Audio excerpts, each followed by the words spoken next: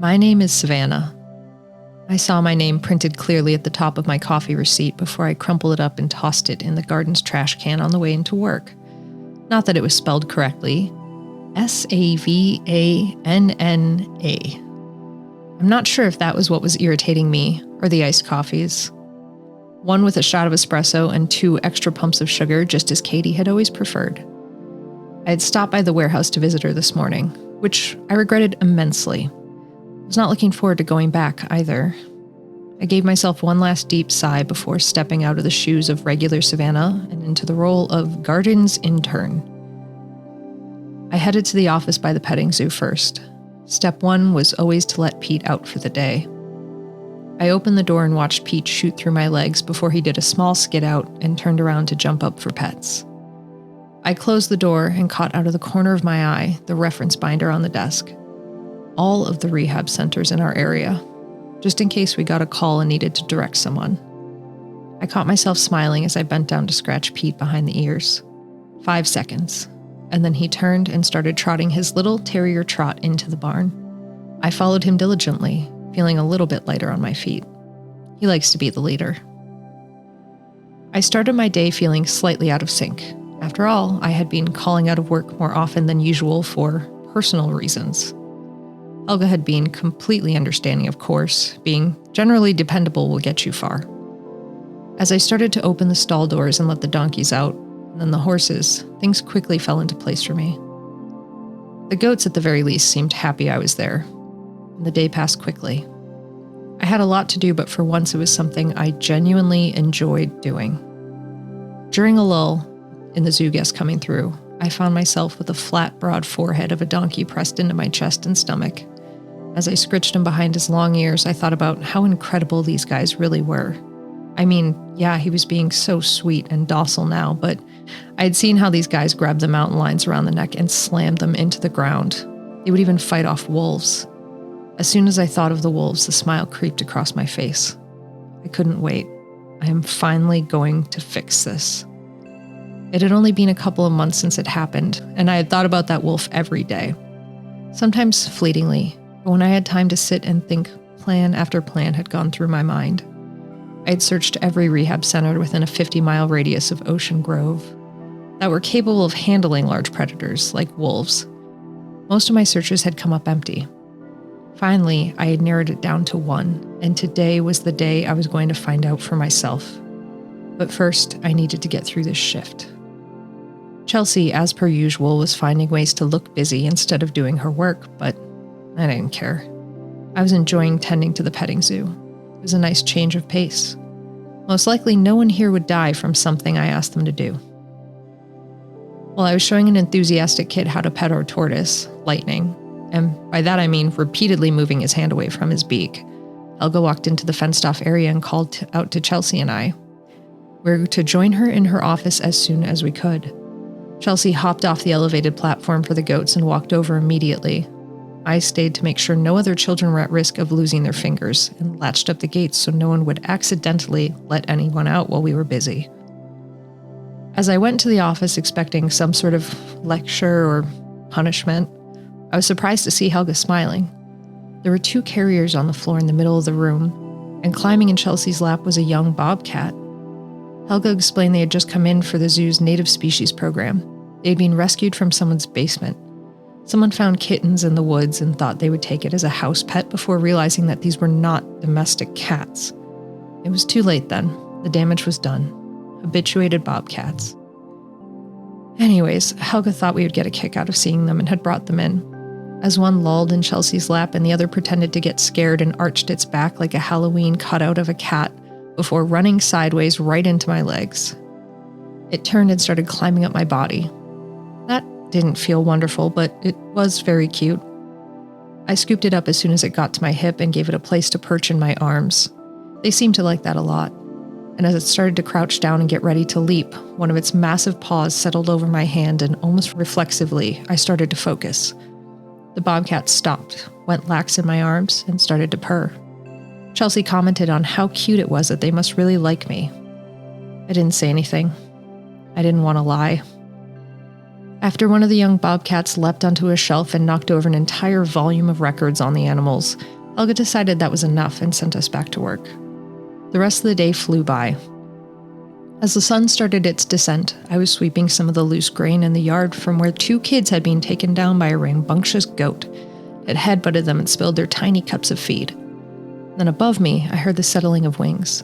I looked up and saw a crow perched on one of the nearby roofs, and they looked back at me, recognizing me.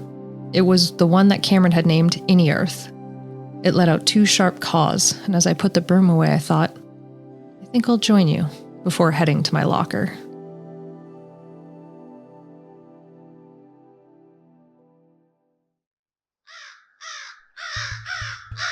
You hear the caws over the sound of the wind that flows through your feathers.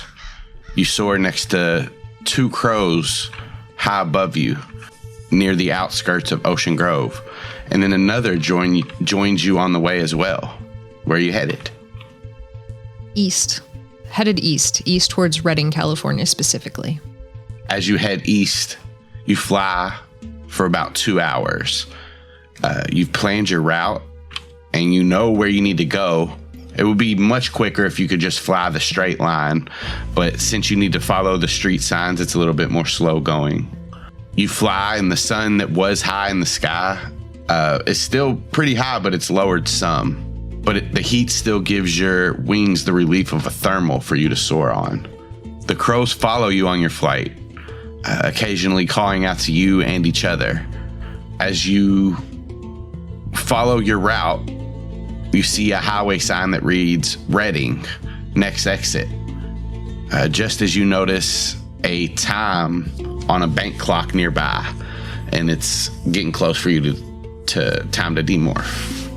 And you know from this exit, the NorCal Predator Center is only a few miles away from where you are. All right. Can I see anywhere nearby that would be hidden enough to go and demorph? Roll me a perception check. Would you like a 16 and or a 16? I'll take them both. 32 it is. You look around and you see there is like this bridge that crosses over one of these, a river that kind of flows through. In there is like a pipe that kind of leads under the road. So like you could go back in there and probably demorph. How deep is the water in there though? These pipes seem like they drain out into the river, not like, letting it in. So like right now it's just like a shallow stream. Okay. And it's, I'm imagining it's like not moving super fast. It's kind of like just right. Okay. I basically want to make sure that if I'm going to try and land in there with my crow body, that I'm not going to have my talons swept out from under me or anything like that. Yeah, you should be good to do that. Okay. Then I will probably caw towards the crows just for fun. And then swoop down there and try to land. Yeah. You swoop down and land, and they follow you down and perch on the rafters that are on like the bridge. Just look down at you. Hopefully not as they creep into the tunnel a little ways. Yeah, then they start preening their feathers. Excellent. How high off the ground is this?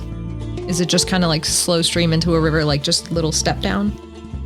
Yeah, pretty much. That's pretty much all it is just like a little step down into the stream. Okay, great. I would hate to find out there's a 30-foot drop right after demorphing. Okay, yes, I will start demorphing. And there's even like the tunnel that you're in even has like a recess in it. So like you won't even be seen under the bridge. Like you're in the recess of the tunnel. Like it's a tunnel, so you can go in it a little bit. As like the last of the feathers, I'm imagining like the lower feathers of the crow were the last things that kind of spiral back into her face, and she returns to normal. Her ears go from slightly different heights on her head to center to creeping up as she starts her next immediate morph. you hear the cracking of her spine as it kind of rearranges and then elongates, and her limbs kind of stay the same length relative to her body, but her body starts shrinking and slurping down, and then her muzzle kind of extends out a little bit, and you see the teeth as they kind of extend out into the canine somewhat, and then the brown fur sprouts all over her body, and her eyes kind of turn into the brown, soft eyes of a dog. And then her nose just like bubbles up and then kind of gets like reformed back into the like wet dog nose. And she's become Awesome Possum. You stand as Awesome Possum inside this tunnel. And now she's going to sniff around for a second. What information is immediately available to me? The stream doesn't smell great. It's like a sewage runoff maybe. Give me a perception check as Awesome Possum. No problem. No problem. 13. You also smell there is a deer not too far away, like outside of this ditch. You smell 3 crows up in the rafters above you, and some water, a stream flowing near you, along with a plethora of other smells that kind of catch your attention for a minute until the next one does. Excellent. Can I smell, like, is there any recent, like, gasoline smell or anything, like, of cars passing? Like, I'm just trying to get an idea of, like, how busy the road is. And I know I've been following it, so I probably have kind of an idea. But now that I'm at, like, a section where it's crossroads, I imagine it'll be different. As you were, like, traveling, it was kind of, like, midday. Towards the end of your flight, you saw traffic starting to get a little bit heavier. But this is also, like, you're going to like more of a rural area. Rural, you nailed it. Yeah, rural area, and so like it's nothing like Ocean Grove's traffic, but you do smell like gasoline every now and then. Like a car, maybe the longest it'll go is like maybe 2 minutes without a car. Okay. Then Savannah, as Awesome Possum, is just going to kind of hop down out of this little recessed tunnel and start heading in the direction that she was already headed, kind of checking in scent-wise every once in a while. Like, instead of trying to follow the road signs and trying to use that dog vision to read a ton, now she's going to kind of head that direction and try to pick up the scent of the animals that would be at that center. Let's do survival. Give me a survival roll as Possum. 14.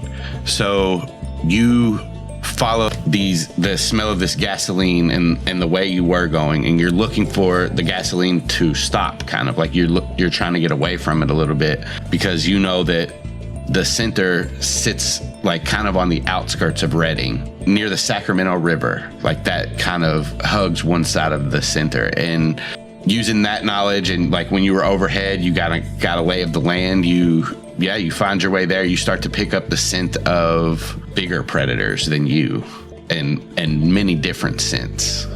At least 5 different ones as you get closer. Do I know what those scents are, or do I not? I'll say with that 14, you know that 2 of them then are canine scents, like your same cousins, like a cousin of a dog. A wolfish one might be a wolf. I don't have to pump you for information. I just need to stop talking for a while and just let you work your way into it. You don't know. You can't tell which wolf though. Maybe not the wolf you're looking for. But yeah, you figure out how to get there. The first thing that she is going to do when she gets there is run the perimeter, like try to stay out of sight, especially if there's cameras or anything like that.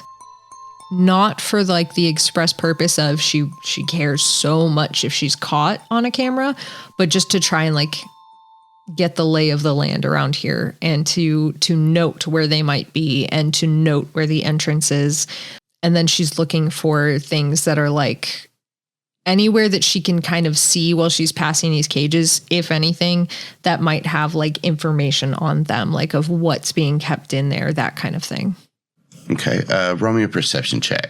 The only one I specifically like really like kind of want to hone in with scent to is like the entryway, smelling like where people's shoes have gone, where they walk, like where people come in and out all day, as opposed to where, like I'm imagining like when you're dropping off animals, like specific sets of people are back there and specifics, like anyone comes in through one way. Not that it matters that much with that roll. You start to run the perimeter, and as you do, you run right into a skunk that surprises you and sprays you. And so you can't get any kind of sense, and this kind of throws you off and discombobulates you for a minute. I am fully rubbing my face on like the leaves and detritus on the forest floor, like just trying to get the scent away from my nose. Yeah, it's gross, but yeah, I didn't think it was really gonna help. I am close to the river though, yeah? Yes. You can see it from where you are. I'm just gonna head that way. It'll help a little. It won't help much. Actually, that's not true. Hang on one second. Back it up. I don't run into the river. That's a terrible idea now that I'm thinking through how the chemistry of skunks works. Nope, don't run through the river. Back that up completely. You start to it and then remember your facts and stop. Yep, and then stop immediately and just keep going around the perimeter. Just visual checks now for a minute. So I'm going to say because of that, for at least for now, your smell perception. I don't get advantage on it. You don't get advantage on it for now. Bummer. This part of the area that you're in is kind of, shielded with more brush, and it's like there's overgrown bushes and trees that just kind of block around. You can see the back of buildings as you run around the back, but you can't get a direct line on anybody. You see people walking and hearing them talk, but you can't count them out from where you are right now. But I'm hearing people talking and walking around, so I'm thinking it's somewhat busy. You hear at least two voices. Okay, I'm going to back off a little ways back into the woods. Not just 20 feet, a ways back, probably a quarter mile at least, and then I'm going to start demorphing. So she starts demorphing from Awesome Possum, and it's kind of almost like a werewolf-esque as she's coming back up, shoulders hunching upwards as her hip bones correct to stand upright, and the tail starts slurping in. But then it's almost like where it hit Possum in the face, all of the skunk oil kind of almost scalding. The fur recedes in there based on where the oils and stuff are, and she has it on her own face.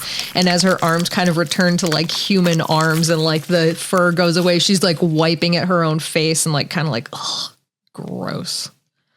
And then she's gonna morph immediately again. As you start to morph, you hear caw above you, and you see the crow has followed you. Why? I'm going to pause. I'm going to watch that crow for a minute. It just preens its feathers, and you see the other two. They're up there too. Why? Why, Austin? Can I insight check the crows? Yeah, sure. Would that be insight or animal handling? What are we doing? What are you doing as you look at them? I am observing closely to see if there's any sort of because I don't understand why they would follow this possum. They might know my possum, but this one looks different, and crows are very visually astute, and I don't know why they would follow me. Let's roll both of them. Translate that into your... Okay. And I do believe I get advantage on that second one. So I'll say with both of those combined, you know how animals work. You've maybe even handled this exact crow before. I think that there's no rhyme or reason exactly why. They're just connected to you, to Savannah, and they flew all the way here with you, and they saw you walk in and come out. I think this crow in particular, with that animal handling check, he knows that you all changed shape. What you get without him being able to say anything, he just knows. He kind of knows. Okay.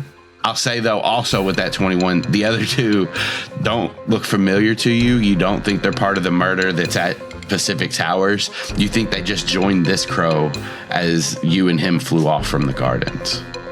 Okay. Okay, that's cool. Yeah, I was like, who's following me and why? All right, after she ascertains that she doesn't think this is anyone, these are genuine crows, then I think she will begin her morph. What are you going to now? The only true predator of skunks, the great horned owl. Ooh. Not because I'm going to get revenge on the skunk, just because they can't smell, so it doesn't affect any of my perception checks, and I don't want to smell it anymore. Once again, much like Savannah was focused on her face when demorphing from Awesome Possum, she's going to be focused on that and like getting rid of the smell as fast as possible. So I think the first thing that happens is her nose, the skin splits back and recedes, and you can see that like nasal kind of cartilage right there before it starts turning black and then growing and reforming into the beak of the owl. And then the feathers kind of circle in around her eyes. You see the ears completely like twist up onto opposite sides of the head, one high and one low. That's right, because owls' ears are at different heights. That helps them with triangulation. Cool fun fact that you would know if you know about owls.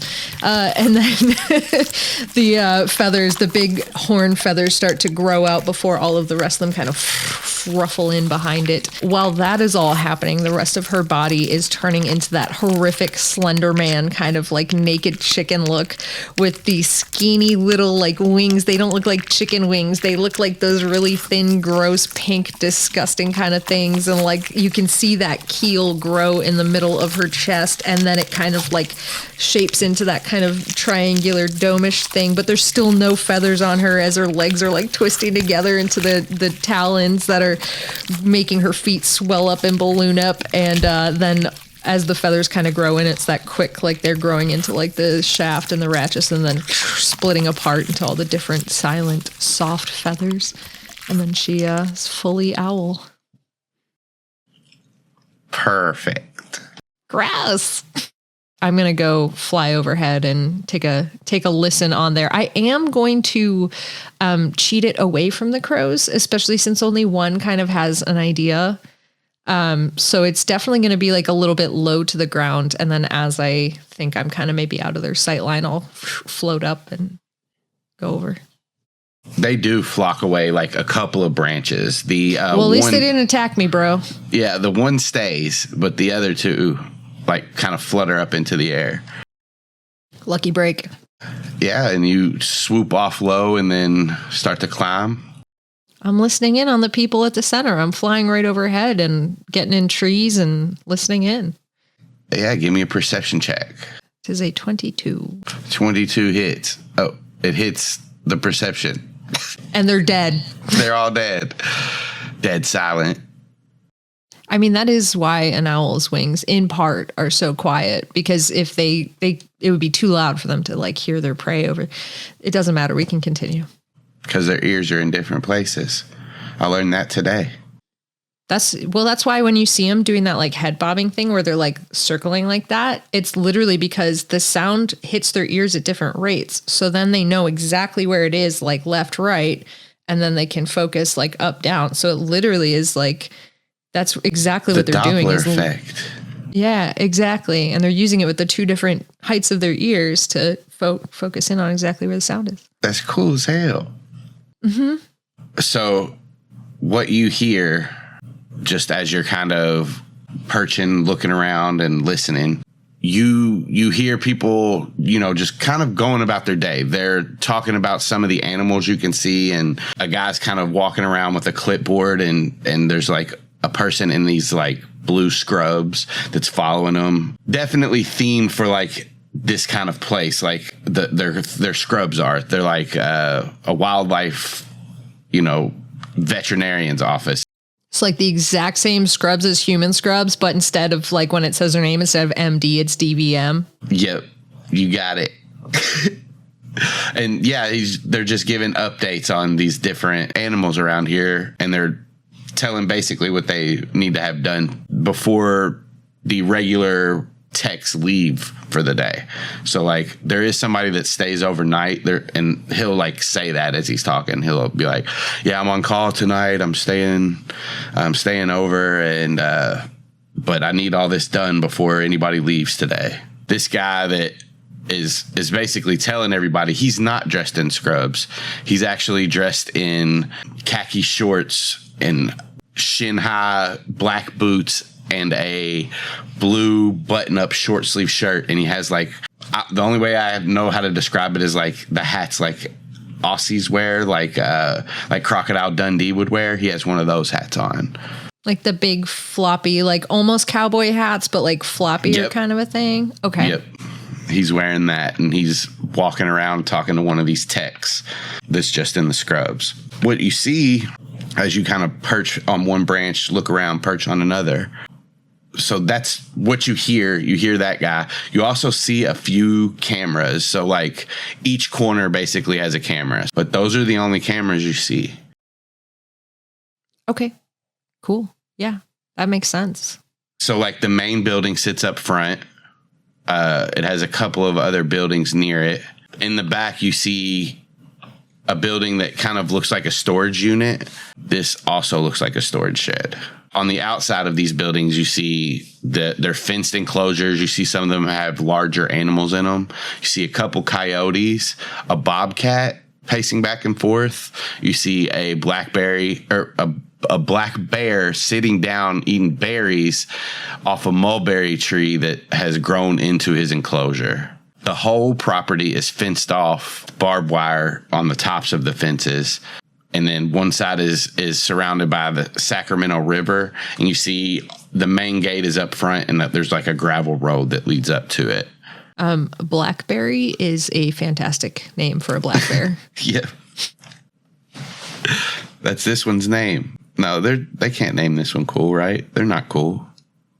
Well, they probably don't name the animals they're going to release, at least not publicly.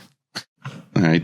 You see this one's chart that's hanging on its cage says Blackberry the bear. He's a permanent resident, educational bear. Mm-hmm. Aw. You see like one of his paws is missing. So he eats the blackberries with his other paw. Or the mulberries. From a bear trap? Yeah. I can't. I'm genuinely making myself sad about this bear that doesn't exist. I can't do this. Poor bear. Poor bear. God, humans are awful. All right. Hey, I see a wolf. Mm-hmm. Can I take a closer look, see if that's my wolf?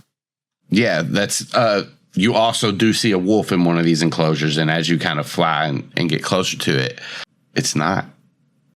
It's not. Interesting. Okay. Then I am flying around, listening in, trying to find out more. As you fly towards the front, give me another perception check. 19.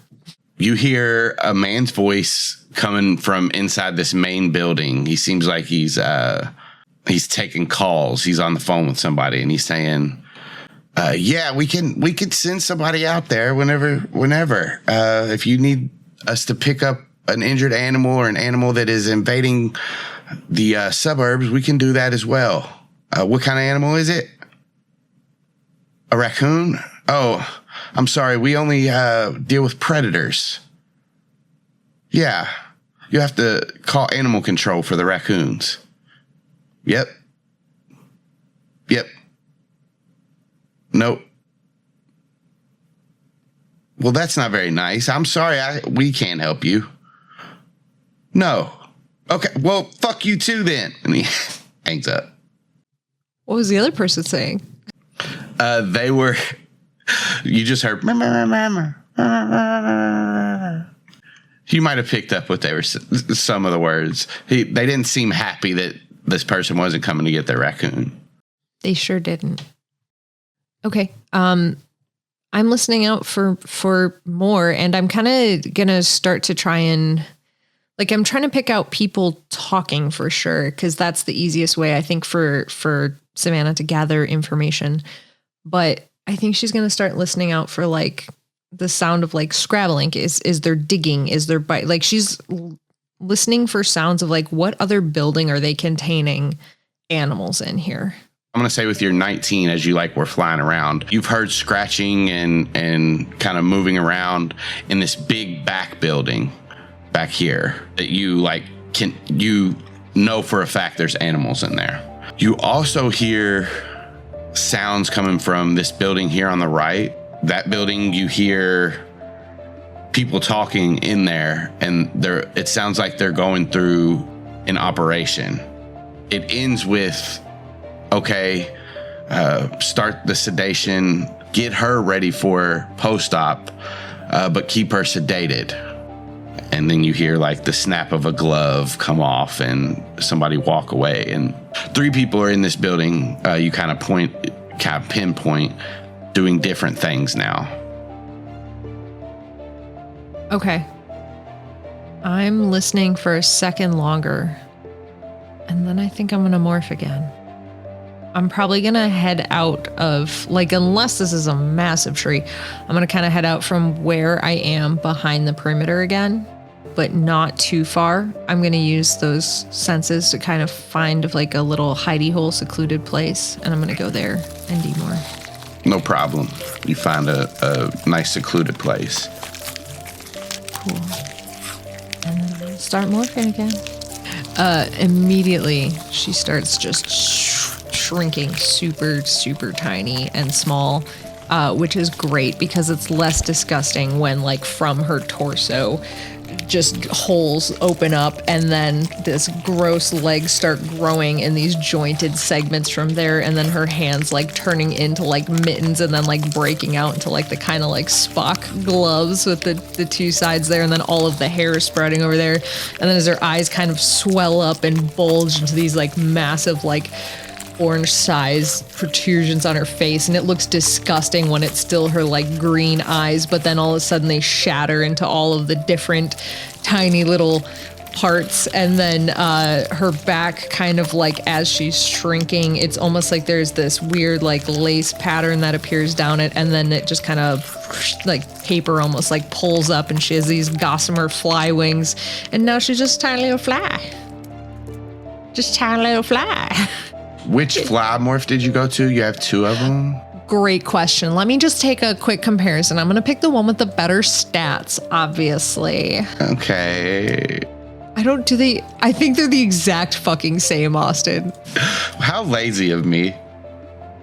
I don't think it was. I think it was dickish of me to record 2 flies. No. I should have rolled stats for each one of those flies. Of course you should have. I'll be using the top fly, please. Shit, I grabbed the bottom. Okay, I'll be doing the bottom fly, please. Well, I just dragged the top one on. Fucking hell. All right, the top one it is. You get what you want. I'm gonna go ahead and just do a quick like around. I'm gonna try to get into that hospital room. Yeah, you fly back and you see like a broken up picture of everything around you, and it just makes sense. Yeah, you fly back through the fence, and give me a an investigation check as you kind of search around this building for a way in. Hey, can I use my Savannah stats for that instead of my fly stats? Yeah. What a great day. I hope I remembered the one that you said correctly. As you like kind of fly around, I will say you do see into a window, and you see that this is like a medical area.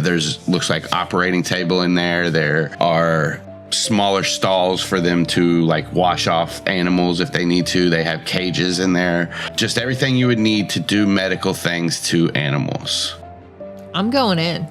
Well, you can't get in. That's the only problem. Why? Because the window's closed, and they like to keep it a sterile environment for the surgery. So there's What about the door? Door's closed right now. What about under the door? Yeah, you searched around and you can't find a good way in. But I can see into the building? You can see in through like a window.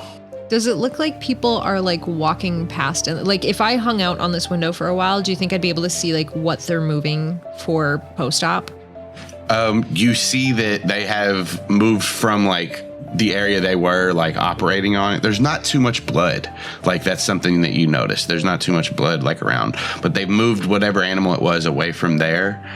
And you see like a curtain is kind of pulled, or you kind of see figures kind of moving behind there, shadows of them. And like as they like a woman kind of steps out for a second and goes back behind there like she's doing something. You see a woman walking back and forth in scrubs as well. As an owl, you heard 3 people in here, though. Okay. I'm going to hang out for a little bit longer and see if at any point they, like, pull that curtain back or anything that I can kind of, like, even just get like a sense of scale, right? Like if they're operating on like a rabbit, that's going to be different than if they're operating on a bear, than if they're operating on a bird. Like, you know, I'm just trying to get like a sense of, and I know they only do predators, but like I'm thinking like fox, wolf, coyote, bear kind of thing. Like I just want to try to figure out what it is that they're working on.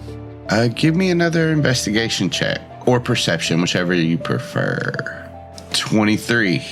So you kind of look around and you see them you're trying to figure out how big this thing is. You see a man now walk from behind the curtain into like another room, and then he's like wheeling back in a cage that looks pretty big. Like you could probably not stand fully upright in this cage, like you'd have to bend down some, but you could like stand up and kind of walk in if you ducked your head. So you assume that this is for an animal that's a little bit bigger than normal, like no rabbit or anything like that. Something about the size of that wolf.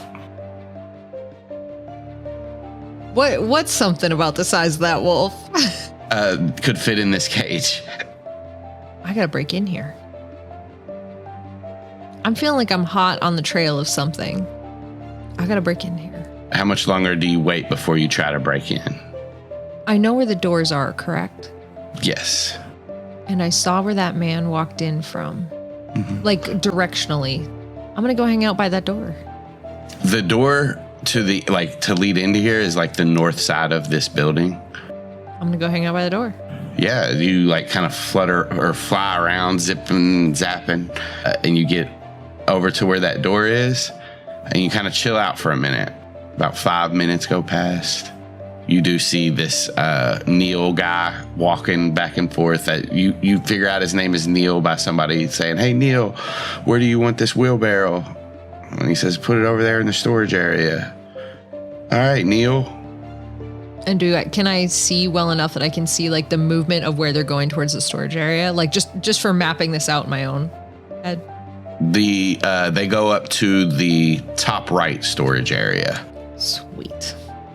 Check that off the list. Got it. You know where the wheelbarrows are. I know where the wheelbarrows go. I'm going to show up here one day and just as I almost said in human morph, just as my human self, I'm going to be like, "Don't worry, guys. I got the wheelbarrows." And they're going to be like, "How? You've never been here before." And I'll be like, "Doesn't matter." I know where wheelbarrows go. look like. Idiots. Idiotics. Guess what you see after 10 minutes? Someone come out the door? Yep. And guess what? They're pushing a cage on wheels. You see this woman in a pink shirt and blue jeans with long, thinning blonde hair pushing the cart with a sedated cougar inside it. Where are they headed?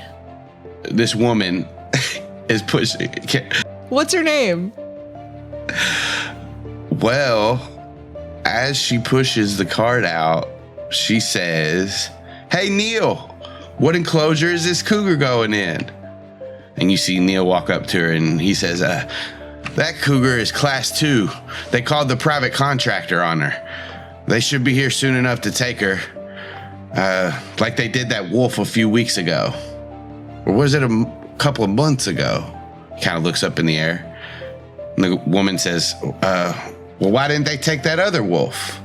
And then Neil says, "I don't know. It wasn't big enough." She says, "It looks pretty big to me." And then Neil says, "Well, Amanda, we're all tiny humans. Those things will rip us limb for limb if they really wanted. Anyways, just take this sleepy kitty to Cage P and clean up around that area for me, would ya? The pickup crew shouldn't be too long." And she nods to him, and Amanda starts to wheel the cougar towards the front. I'm afraid to look. She's not letting the cougar out in this cage, right? No. It's sedated, and she's just taking it to like this holding area down here by Cage P. Cool. Like they're not going to let a cougar that just went through surgery like wake up from sedation and go into like a large enclosure, right? No, she is putting it in that enclosure, but she's not letting it out of the one it's in. Cool. Just making sure. I'm following them. Who's this fucking private contractor that took the wolf that I'm looking for is my next question. I say to myself in my own head as I'm flying after them.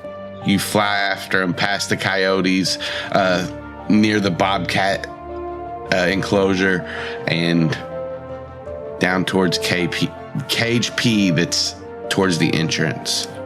Amanda always stays near enough to the cage that she can see it. Like, she's watching this cougar and making sure everything's okay with it, but she's also moving around this area, straightening up. Like, she'll go in the storage shed and straighten up in there, grab some hedge clippers, start to trim some of the bushes and stuff that are around.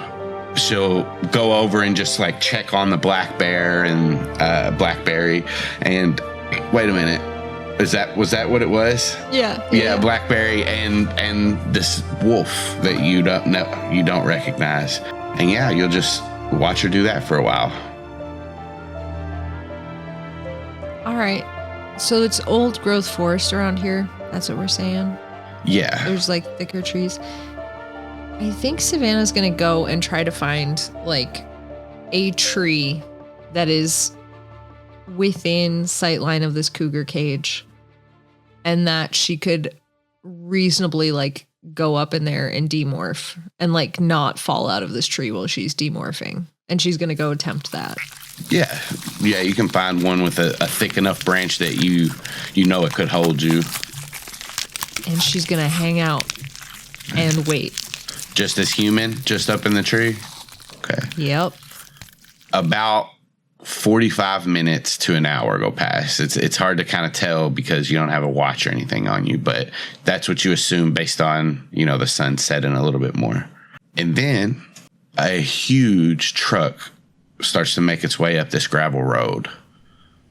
As it gets a little bit closer, you see it's gray, and it kind of looks like it's a big box truck, but like bigger than normal box trucks that you've seen. On the side of it, it has a marquee of there's some words that say rhubarb biostudies in red letters on the side of it.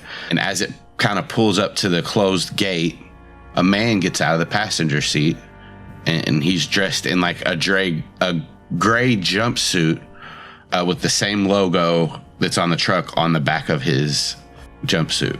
And as he kind of comes out, you see Neil make his way towards him as well. And they kind of greet each other. And it's a little bit too far away for you to be able to hear their conversation. Like, you can see them, and they just look like they're exchanging pleasantries. And as they're doing that, Amanda begins to wheel the cage out of Cage P and up towards the front. They open the main gates for the truck to come in, and that seems to be where Amanda is kind of bringing this cage with the cougar in it. That's not the same name as the orca study. Or is it? They weren't rhubarb. They were a different fruit. Wasn't it? Or was it rhubarb? Rhubarb. But yes. Rhubarb. Yes. Different. Okay. Yeah, well, that's weird. I don't like that. Box truck. So box truck, front truck, it's attached. There's like a little part top of the truck and then up into the back. So there's like a little like alcove right behind where the cab of the truck is. Yeah, it's not connected to the cab of the truck.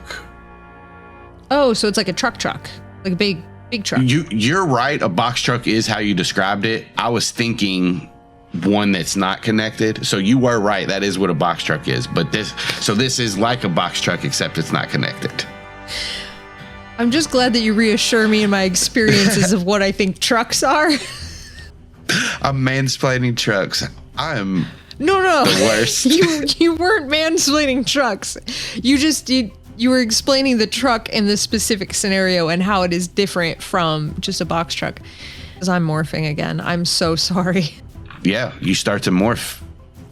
It is very similar to before with shrinking down, except I think the wings come out when she's still really close to full size. So it's like really gigantic gossamer wings, and like all of the legs kind of like coming back out like out of her torso and all of the hair is growing in gigantic. Basically, she becomes like full fly, like eyes splitting out, and then shrinks down last. All right, yeah, you're a fly. And as you finish this morphing, your vision kind of spreads and you can kind of see everything. You see the truck come to a stop inside the gated area, and a heavy-set, muscular woman gets out of the driver's side and helps Amanda load up the cage. Love her. She's cool as hell. Who is this? She's down by Amanda now. Fucking look at this secret agent ass woman. She's the coolest character you've ever come up with, Austin. Thanks. She has a gray jumpsuit on, too. I don't think she does. I think it's covered up by a cool coat with a fur-lined hood, Austin. Well, she unrolls the top part of the jumpsuit, revealing her white t-shirt and throws on a leather jacket with a sheepskin hood collar. So afraid that jacket was under the jumpsuit. Such fear. I have never known such fear in one of your games before. She rolls her jumpsuit back up over the jacket. No. I need to make you Austin. scared. She just helps Amanda load the cougar up into the not box truck. Almost box truck. And a fly. Oh, and a fly buzzes on in.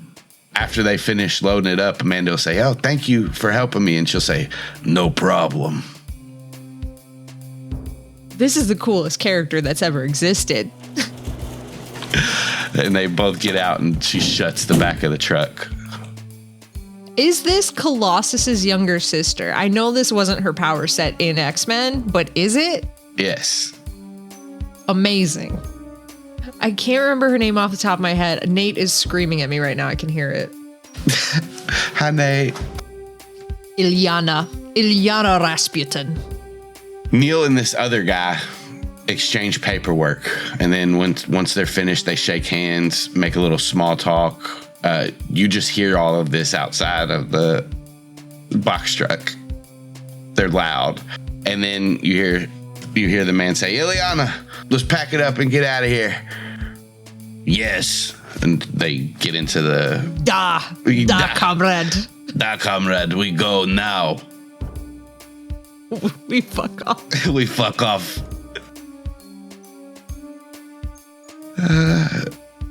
Stop having so much fun. This is serious, Austin. Come on, man. You feel the truck start up, back up, move forward. You hear gates close behind you as you travel down a gravel road. And you travel for a long time. You get stuck in Flymore if you travel so long because you don't demorph. I know you wouldn't. Oh, yeah? Not at a time like this. All right, well, do you demorph then? I think if she's thinking she's getting close to the time limit, she's going to be buzzing around back there. Like, she's not just staying, like, with the cougar. She's, like, exploring the back of this box truck. So, like, depending on how long it is, like, if it's genuinely, like, she's afraid that she's approaching the 2-hour limit, she's going to look for a spot back there that she can kind of get behind a cage, behind if there's anything else in there. So as you kind of fly around this box truck for at least an hour, you see that they have whatever they would need to kind of wrangle these big predators, like those long poles with like the lasso thing at the end. They have other cages, they have muzzles, they have, different stuff to restrain animals. And I mean, this cage is locked in. It has like these metal clamps on the floor that kind of lock into the cage so it doesn't move around while they're driving. There is like one crate that looks like it might have some kind of supplies that's kind of like strapped to the side of the wall. And that sits about 4 feet high. But yeah, that's what you kind of see in the back of this truck. No cameras up top for observing like what's going on or anything from the cab of the truck. Give me a perception check. Okie dokie. That's a terrible maneuver that I have done. Top fly it is. Top fly of the world. It's 8. Not great, but still. Better than -3. I'll say, like, as you kind of like look around and you know where you're kind of looking, you don't see an obvious camera. You will see like that there are lights that are kind of set up there, and there is like a like black bar that goes across the top of the truck. This truck looks high tech. I will say you notice that. Savannah's going in that crate that's strapped to the wall. Mm-hmm. She's gonna go and she's gonna demorph in there if she truly thinks she's running up on the 2-hour time limit at this point. I'll say just give me a flat intelligence roll. Watch me completely bomb this. Yeah, you don't think you think you still have a little bit of time, but like you've been in here a while, so like just with that 9, that's what you get. She's gonna push it a little bit, but she is sitting there going, I wish Aximili were here right now. This is not good. Yeah, so you ride a little bit longer. I will say the truck, after about another 10 minutes or so, you feel it kind of pull off, slow down, and the doors open to the front, but nobody comes to the back or anything. Okay. So we're just hanging out back here, this cougar and I, in a truck that's just stopped. Yep. How close do I think I am to the 2-hour time limit at this point? Past the hour mark. Probably getting closer to the 1.5 hour mark is what you're thinking. And I don't hear anything coming from outside? Roll a perception check. That's a 15. Well, things went exceedingly better for me than I thought they were going to. I'll say now that like the car's not moving, there's like these little openings towards the top, like just like the air vents? Yes. Sweet. You can kind of fly up there now that the wind's not kind of coming through them and kind of see out of it. And you're at a gas station. Okay. So we're going to pick up on the move again soon. Okay, this is interesting. What else can I see at the gas station? Just being in here, like you see that there's other cars kind of pulling up and getting out, people getting their gas. You see the big muscular woman walk into the gas station. What is there anything in particular you're looking for out here? Signage. Not that I could potentially read it, but something that's going to give me a quick idea of where I am. So from inside here with that perception check, you don't see any. You're at an angle where you're just facing straight towards the gas station. You assume like there might be some signs to the right or left of where you're facing, but from where you are right now, you can't see any. Okay. But the truck power's off, so I think I'm going to take a quick opportunity to fly down. The power should theoretically be off, but it is high tech. Theoretically, if the engine's not powered up, it shouldn't be powering the stuff back here. If it's human tech, theoretically. With your perception check, I will say you hear like a small hum coming from like the back of this truck. Okay, but it's a big truck. It's tall. It's wide. Everything. Yeah. Yeah. Can I sneak out the air vent? Yeah, as you're in your fly morph, for sure. Yeah. I'm gonna take a demorph and a remorph up on the top of this truck. On top of the truck? If it's high, it's wide. I can go flat. I can hide. I'm a little kid. I'm very short. It's relatively small. Mm-hmm. You fly up to the top of this truck and flatten out as a fly. Start your demorph. Okay. Give me a stealth check. With you advantage? can use yours or the flies with this. Oh, okay. 23. So as you start to expand and like grow on top of this wide, huge truck, your fly body, this morph actually helps you stay kind of lower to the top of the truck as you're morphing. Like your body just kind of flattens out as it grows instead of, the bones going into the place they're supposed to. It almost looks like a sloshy slime liquid kind of expands out as your fly body turns into your human. And you are flat on top of this truck as you finish your demorph. And I'm back. To fly? I'm just refreshing it. Yeah, that's all I'm doing. You finish your morph. Nobody the wiser, but as you kind of finish that, you hear the click of the gas handle being stopped and taken out and put back into the holster, and the gas can getting shut, and you see the muscular woman, Ileana, walking back out to the driver's side. I'm going to morph. I'm getting back in the truck. Yeah, you're morphed. You fly back in. Fly back in the truck. And then a couple of seconds later, it starts up and takes off. You keep going. I'm in the truck as a fly, hanging out. You feel as if another hour has passed.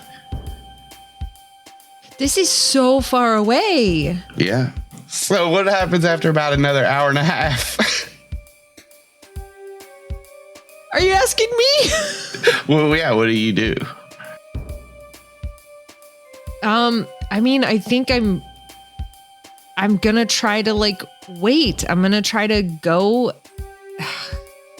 I mean, it's my sense of time, so I don't truly know that, obviously it's not gonna be like an Andalite sense where you're right down to the wire there. But hopefully Savannah kind of has this is how Alex would do it. So this is how I'm imagining Savannah would do it.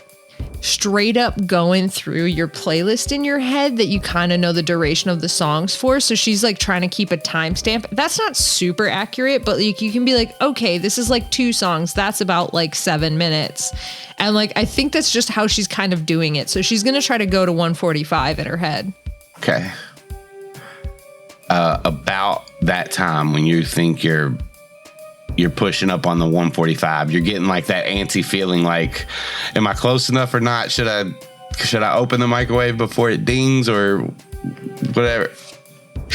A conversation apparently Austin has every time he uses the microwave.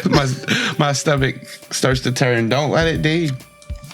You watch the hot dog ends explode out and you're do I leave it or not? I would never eat a microwave hot dog. Yes, I would. I'm not too good for that. So I genuinely feel as though I am in danger. The truck is showing no signs of slowing? No, not at the moment. You just feel like you're about to approach that time. I'm going back up to that air vent. And I know it's going to be what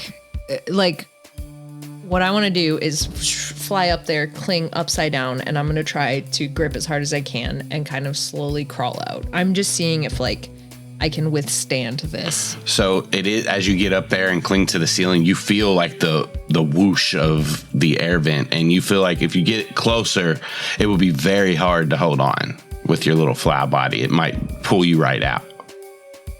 I'm going to kind of dither there, kind of on the cusp of where that wind is going to potentially suck my fly body out, and just for a minute or two, and just kind of debate.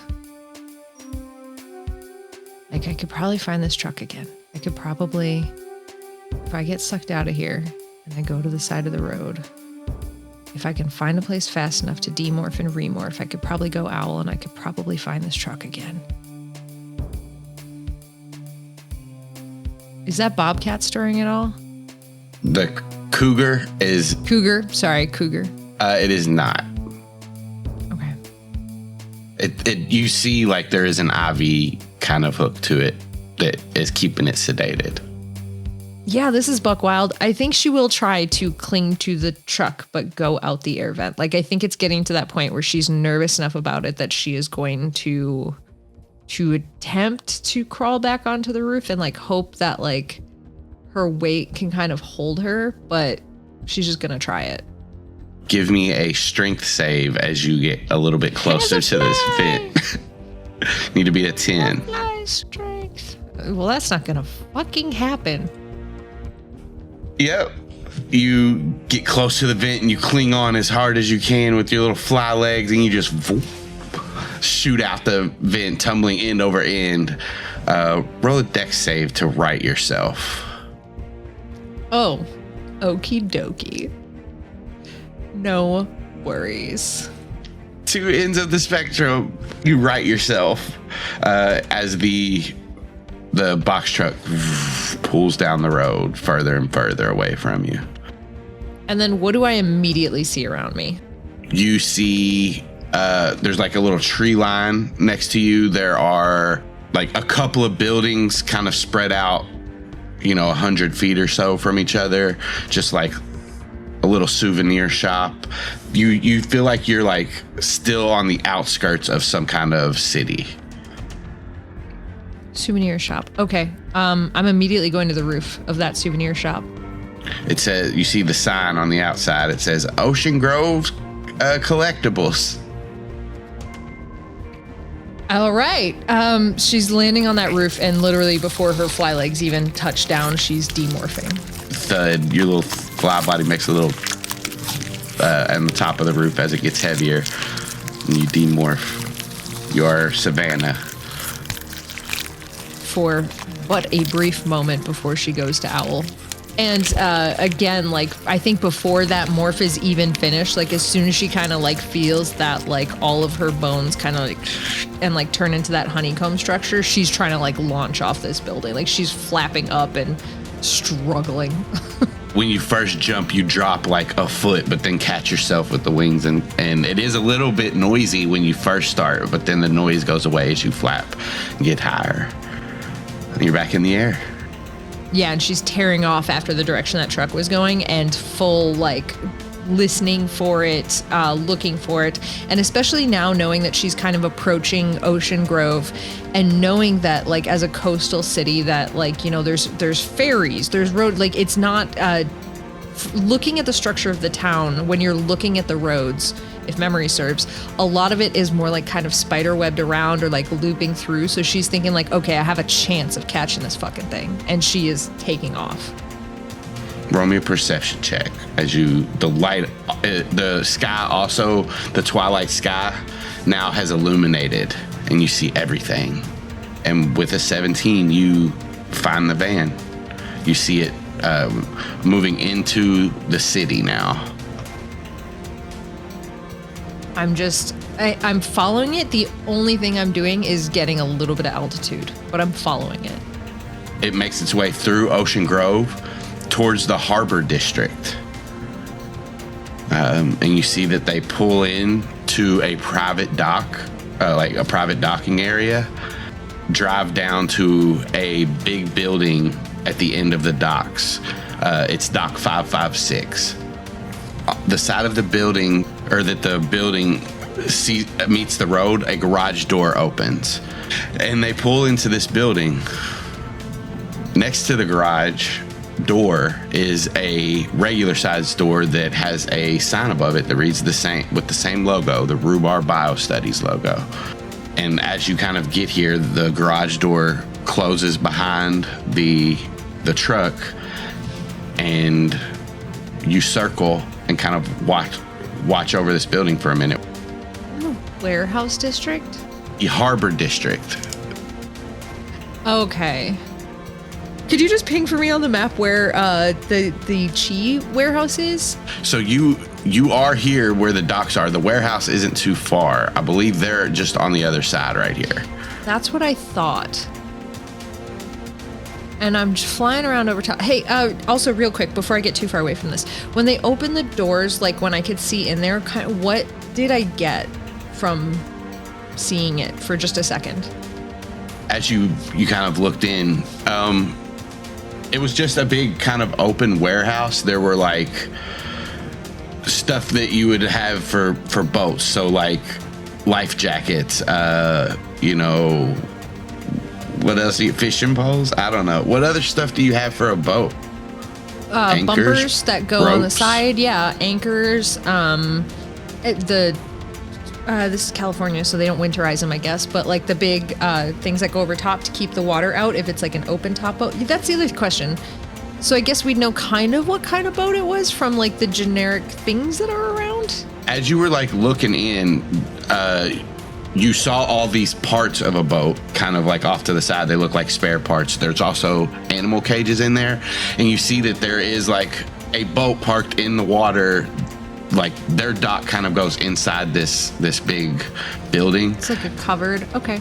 And the boat's in there, and it looks like a boat that could transport animals. There's a covered back to it, and as like they go in, that back is opened, and you can see that there's another cage inside the boat area.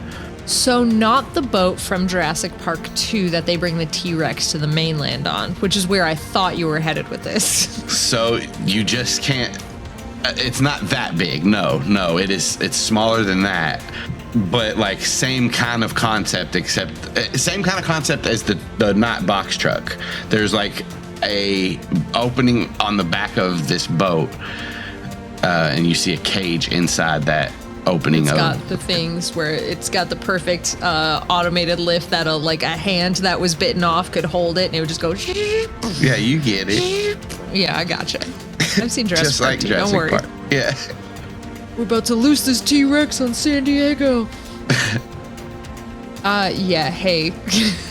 Wild. That's what you saw right before the garage door closed. Okay. And now I'm flying around over top of the building, but I am flying over where the Chi are. So, ish. I mean, I'm circling, so I think I'm just going to kind of loop that circle out and just give down, like, a thought speak, like, anybody around? And that's specifically to the Chi that I know are the ones that I know. It's not to Katie. It's not to any ancillary Chi that are hanging around. It's only to the ones that I kind of know. You don't get anything back. They can't thought speak, so I'm still watching out for like 30 to 45 seconds. So after 30 or 45 seconds, nothing happens. She's gonna go fly over to what side of the dock are they on here? We'll say they're on like the southern part, and then the Chi are up here. So you do have to fly a little bit away from the dock to thought speak far enough. But like you can still see the dock here now. But yeah, as you like kind of fly back over towards the dock, it's harder to see past the buildings to the Chi warehouse though. That's fine. When the Chi did not answer, I think she's just gonna go fly onto like, I'm assuming there's like docks that are like, it looks like the whole thing is like kind of three sides are piers where boats would be moored and hanging out. I think she's gonna kind of go to the one that's the most directly across from there and like just get on top of like the boat that's moored out there. If it's like, you know, sailboat, she's gonna go to the highest point. If it's like a little speedboat, she's just gonna go into like the top of like the driver's covered part there. Like whatever it is, she's just gonna go land there and look across to like the open like door where the boat is, where they have the cougar, and just kind of listen in, watch out. As you kind of land there, you see them wheeling the cougar into the back of the boat onto that lift, and then it drops down and the doors shut over the cougar. And then about 5 minutes later, after they seem to get everything right and ready, the boat starts to pull out into the bay. Can I backtrack just like to when they were getting the cougar in the boat? Yeah. I think she's gonna go down to the dock. Is there anybody around, like using like full like senses? Can she hear anybody near her? Or is she kind of like in an abandoned, it's nighttime now on a dock and there's water noises and she can kind of get out of sight? So the main dock that they're loading all this up in, there are a few workers in here. On her side. On the opposite of them. Yeah, you can find a pretty dark dock with nobody in it on the side you're on. Cool. She's gonna go down there and demorph. And then hop in the water and start morphing.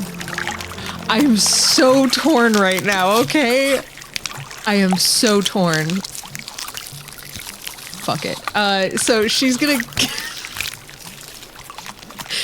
she's gonna go down, get in that water, and she's gonna like push off of where that dock is. Not that she's like a particularly strong swimmer. I think this is kind of like a nerve-wracking thing, but she's just trying to get a little bit of space. And so as she's like kind of panic treading water, the first thing that happens is she starts to get a little bit bigger.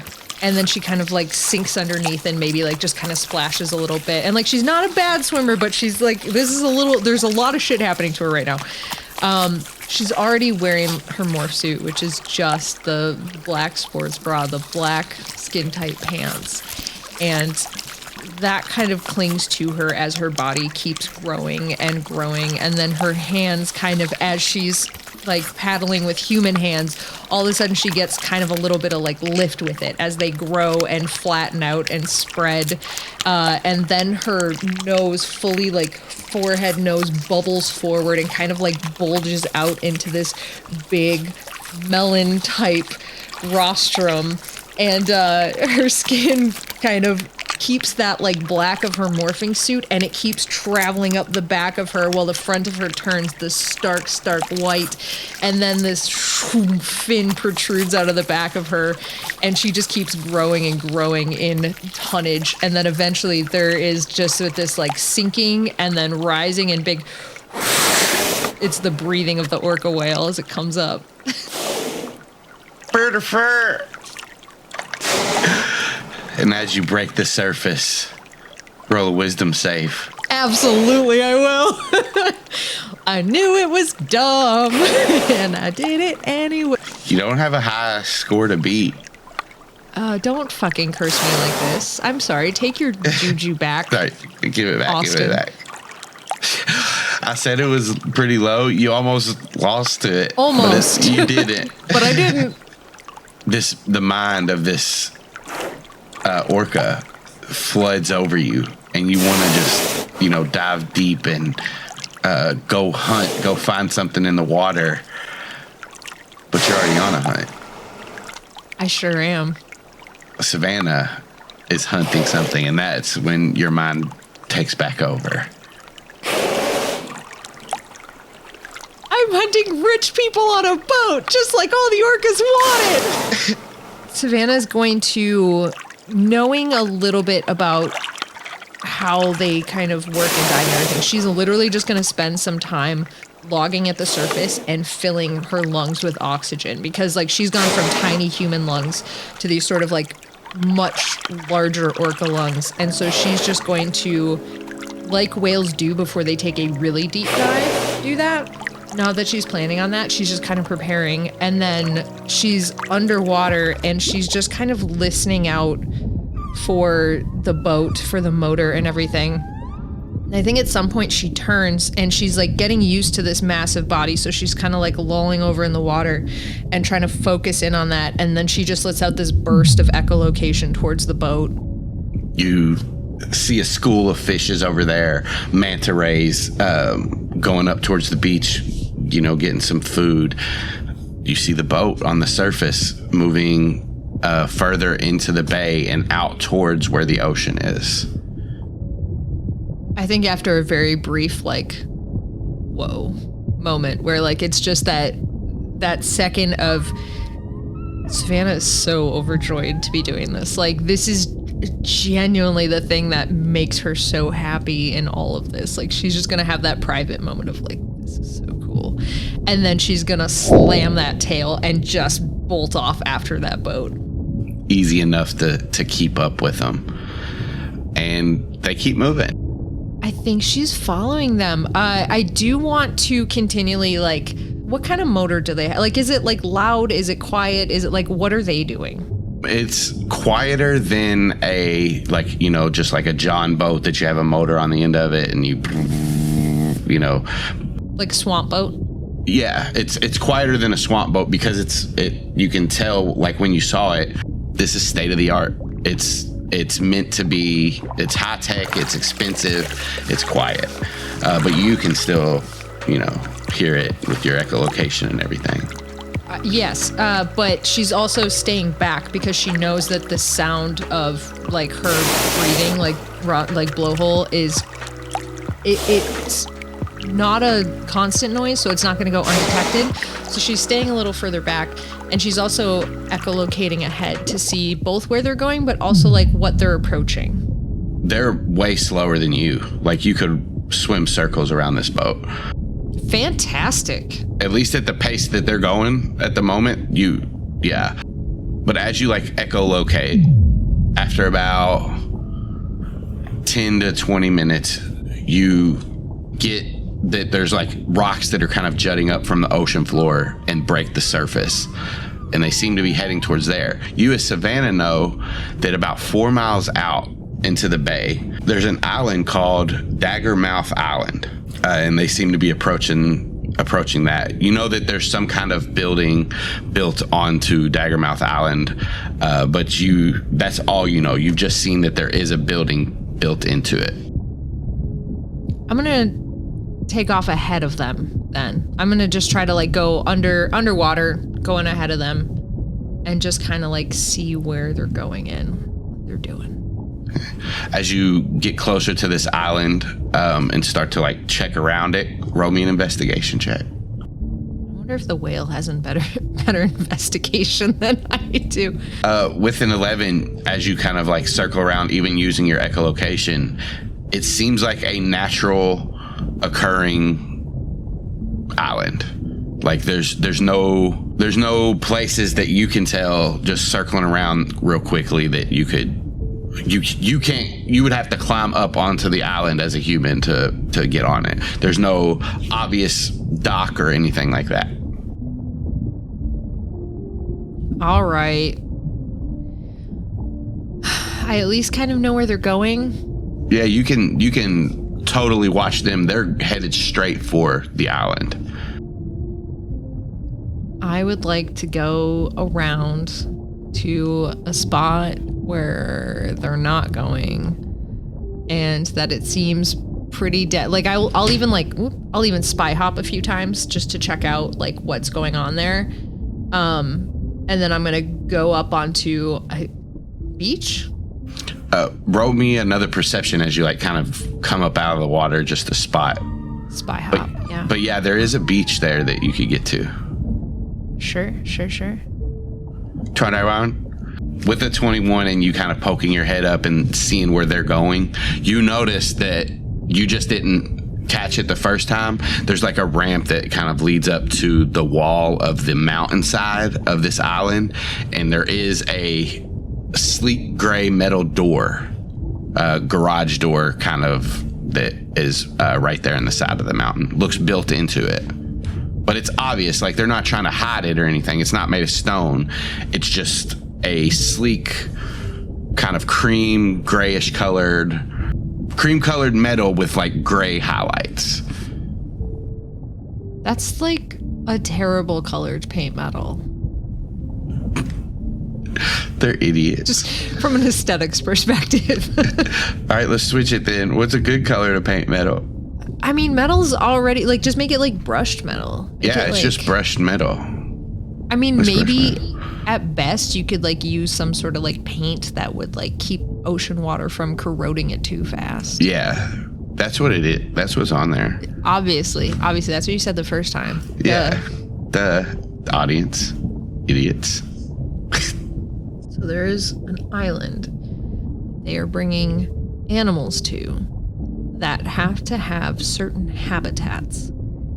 And they've thought, we're just gonna put them on this tiny island. So they're either killing them quickly or storing them in tiny, inappropriate cages inside.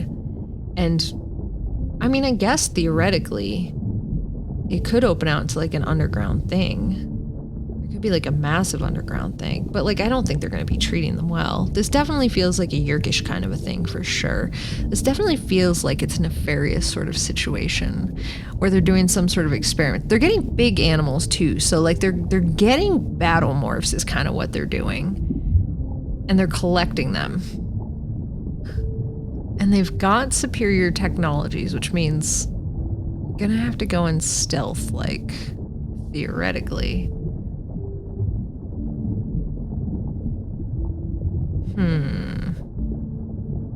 And here's the other thing. Like, here's the thing that nobody ever thinks through, that you really got to think through. At the end of the day, what are you going to do once you get in there? If there's a bunch of animals, what are we going to do? Not going to disable the boat. As much as I really, really want to, I'm not going to disable that boat because that could be the means of leaving. Will any of the animals in here be alive?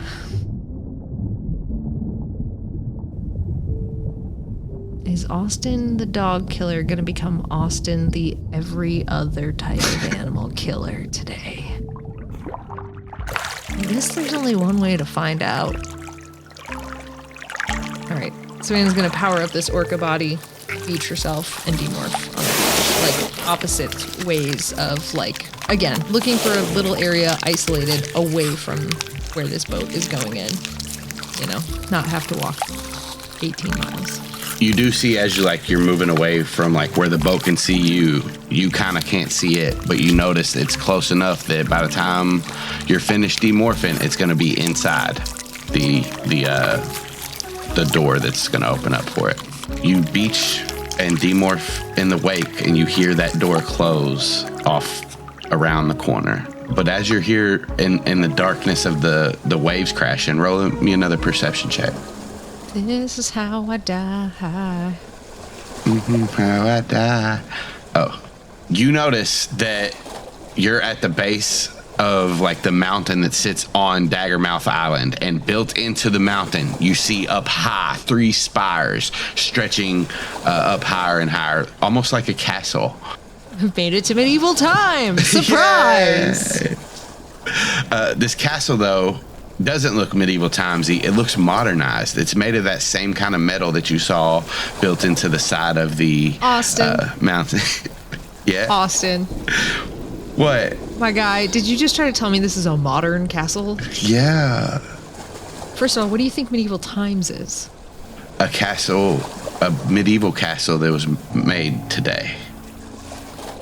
So a modern castle? This one's modernized. It's made of metal. But still cinder blocks like stacked together. Just metal cinder blocks. Yes. That is perfect.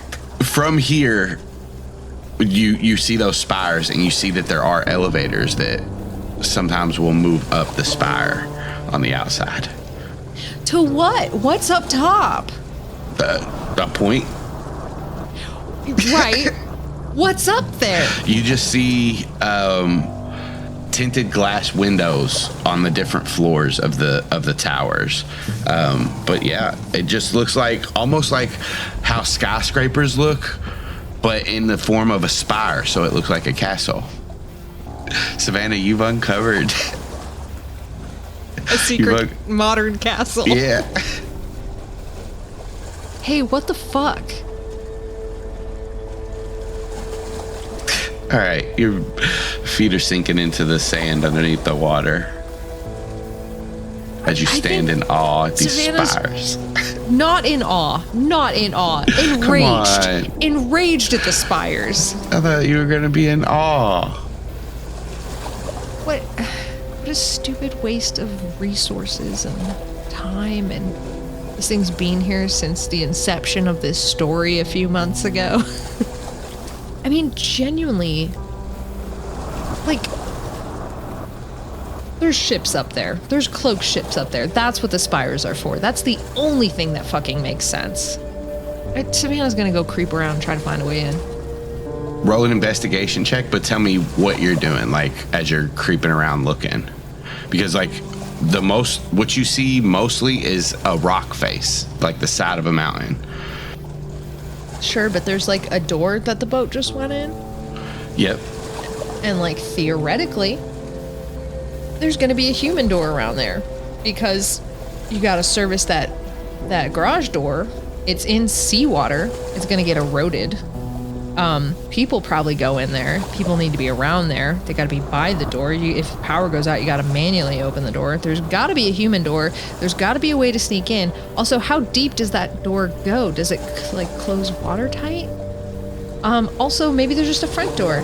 Maybe there's just a kind of, it's on the beach. Maybe there's windows. There is windows. You just said there was windows all the way up the towers. She's definitely going to be looking in windows and try to figure out what the fuck is going on in there. So before you get to like where the first window is for the spire, it's like 50 feet of mountain.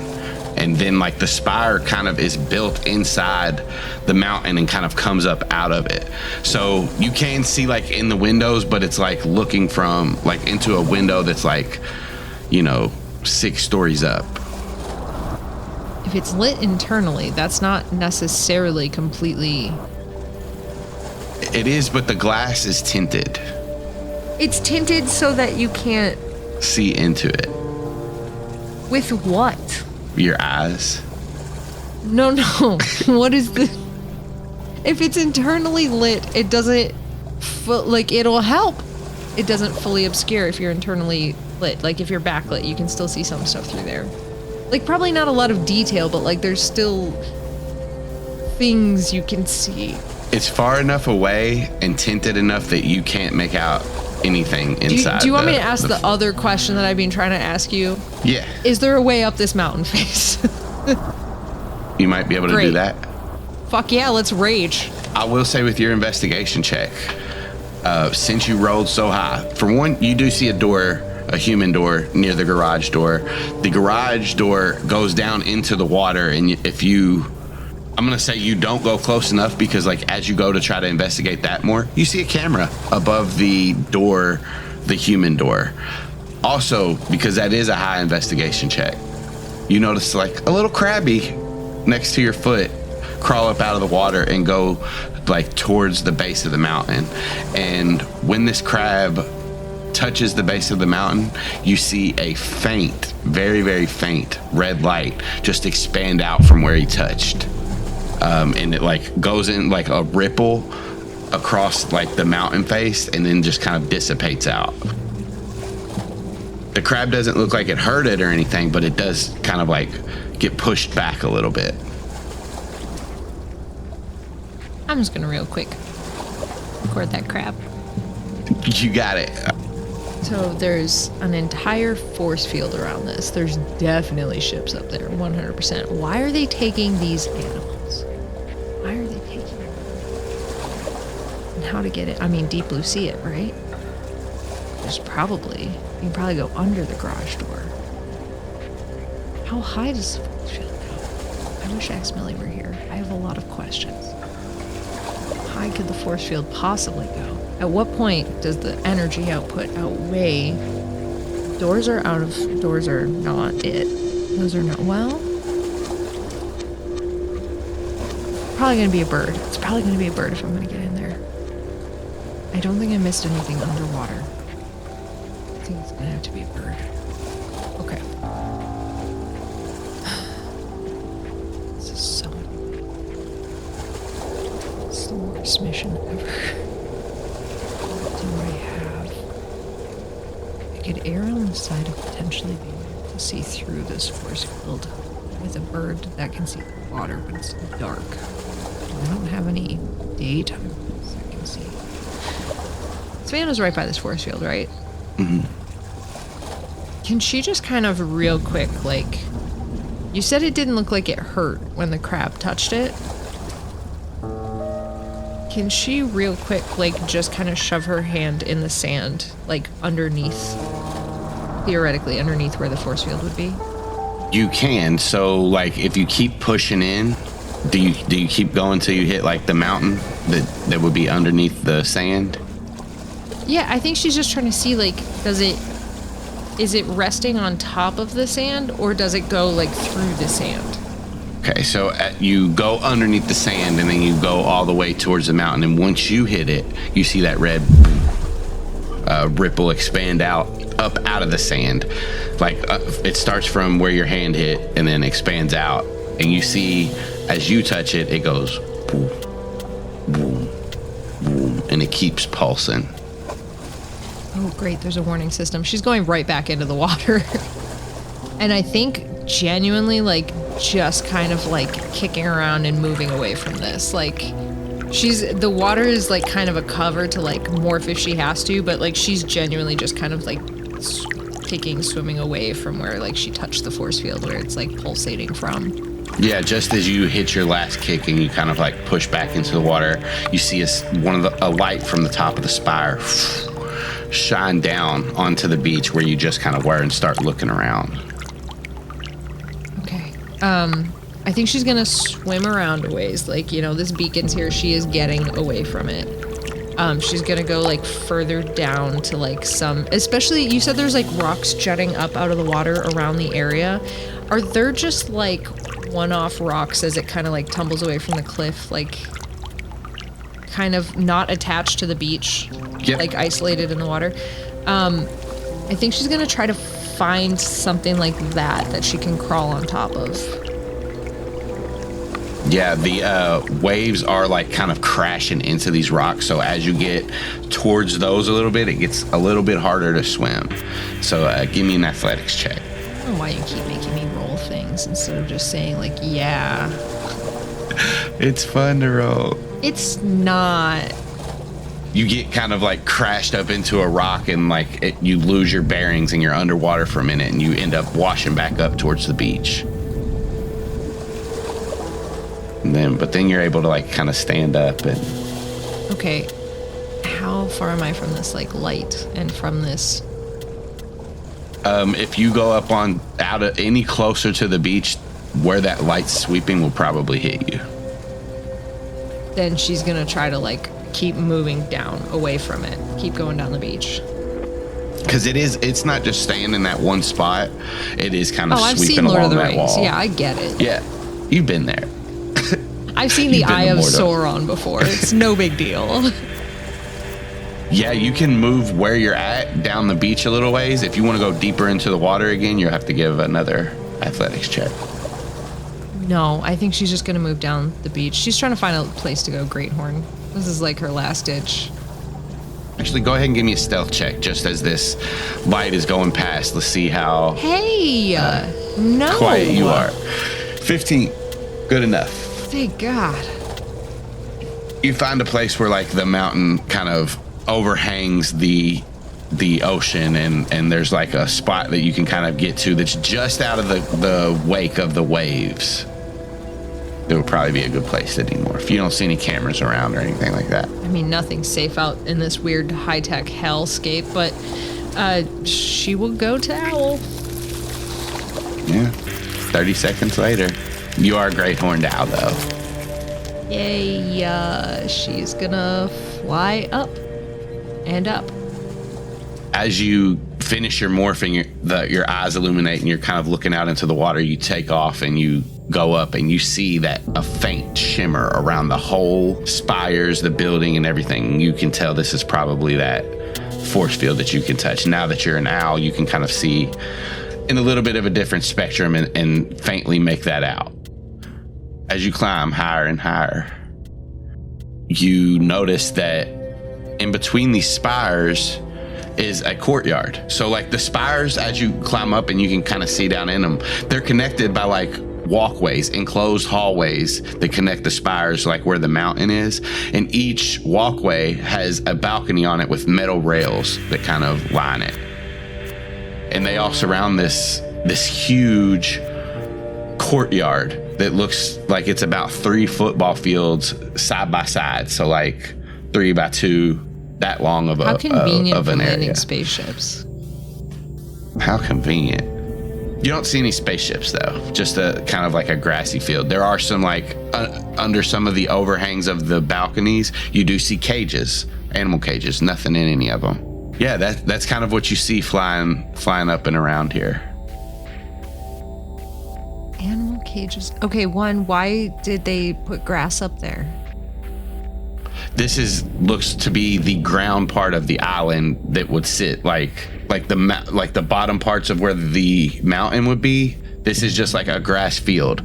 They've built these spires into the mountains, and the courtyard is just the ground of the mountain. These are not freestanding spires that kind of are suspending a courtyard in between them. This is like the spires are built into the rock face, and at one point it plateaus. The spires still go up, and it's like a large grassy kind of area. No, so it's like the spires are the towers of the castle, and then you have like the walkways that connect the towers, and then below that is the courtyard. So like there's walls that go from the walkways to the ground of the island, and then the ground of the island is just the courtyard that's surrounded by the spires in the mountain. So you've built a literal old ass castle, and I can just kind of see down into the part. Yep. You sure put a lot of dungeons and castles in our modern Dungeons and Dragons game. Well, sometimes you gotta adapt. Guess what else you see as you're just flying around up here? I'd love to know. What else do I see? You see a man. A man? That's awful. Yeah, he walks out into the courtyard. And he looks around. I hate that for him. Why, you don't want him to see things? I don't want him to see anything. You don't want him to see you. I don't want him to see fucking anything. Well, good, because he takes off his glasses and he starts to wipe them. Is he like a little blonde kid? Would you say looks a little bit like Macaulay Culkin? I wouldn't say that. I would say... Austin, he can't see without his glasses. I would say that this is kind of like a shorter man, 5'6" or 5'7". I don't know why I said short king is what I meant. And he has brown straight hair that kind of sits on his head and like stylized to the left. You can't quite make out his facial features as you're looking because his like head's looking down as he's cleaning his glasses. But then he looks back up to the sky, puts them back on, and then you notice who it is. It's your dad. And as he puts his glasses back on, he squints up into the sky towards you. And then someone calls his name. Benjamin, enough playing outside. We have work to do. And your mother emerges, puts her hands on her hips. The cougar has arrived, the niece says. And your dad looks at her and nods. And they both go back into this castle. Lightning crashes as a storm begins. The raindrops hit, and you see the shimmer of that barrier you saw. You see them stop at different places and kind of slide down the barrier during this storm. This is kind of like a flash storm that Ocean Grove gets sometimes, where it's just like one area, it'll rain for really hard for just a minute. Storm. Got it. Yep, and this cloud doesn't seem to stretch to the mainlands. It only seems like it's above this island. Okay, I can see the rain on the barrier now. How high does it go? The rain hits it, and you can kind of see, it's sliding down, and you get a good sense of it. It's just coating the spires, the walls of the facility, the mountainside that it's built into, but like the surrounding area of the island doesn't have it on it. The courtyard doesn't have it on the ground part, but like it is on the hallway, the railings and the walls that make up the castle. But like just on that courtyard part, not there. So I can get in through the top. You could fly down to the courtyard, yes. She's gonna. You fly down to the courtyard, and as you stand in this wide area, you just see a few different doors on all sides of you. At the end of this place, you see cages lined. You still can't see in any of the buildings or anything like that. Like, it looks like these windows are made to keep people from looking in. Drones, helicopters, people that are flying around. It looks like they're trying to keep people from seeing inside this building.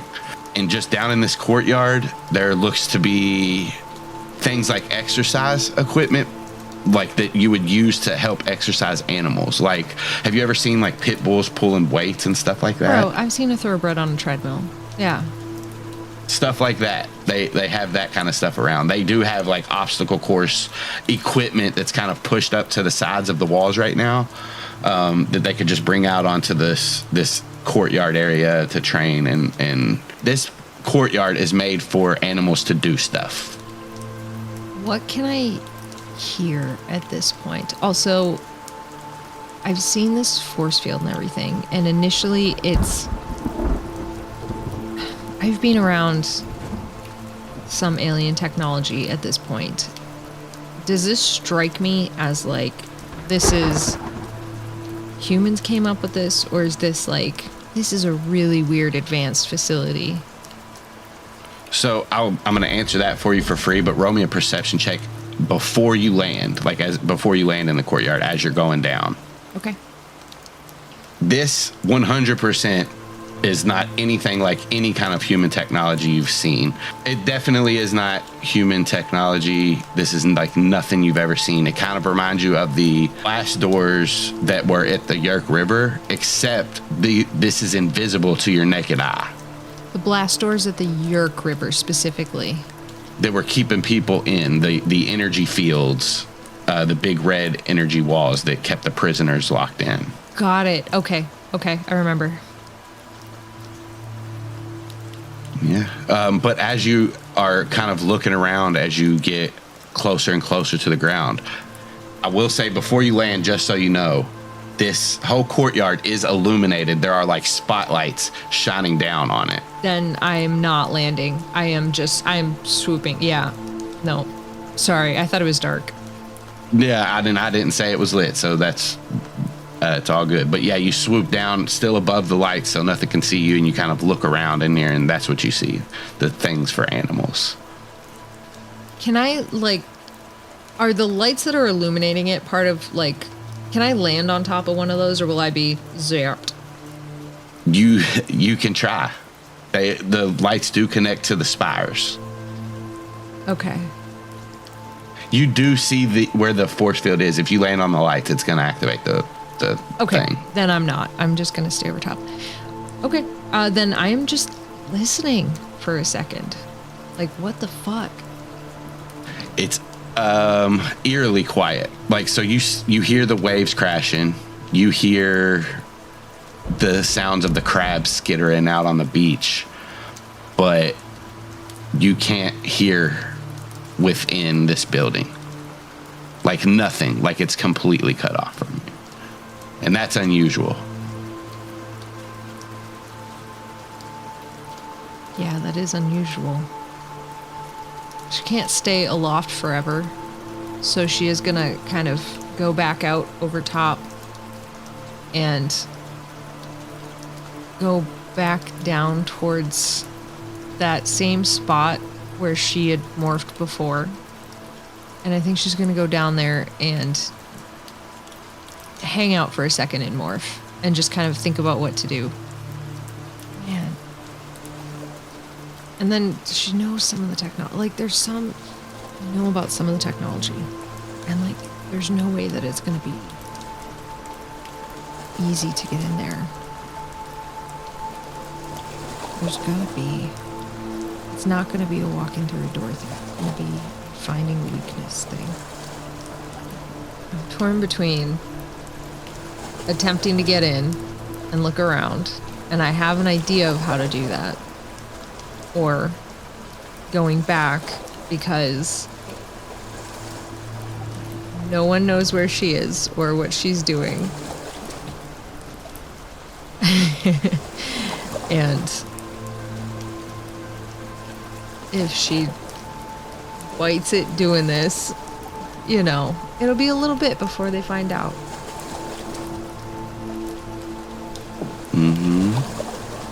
Can't go under it.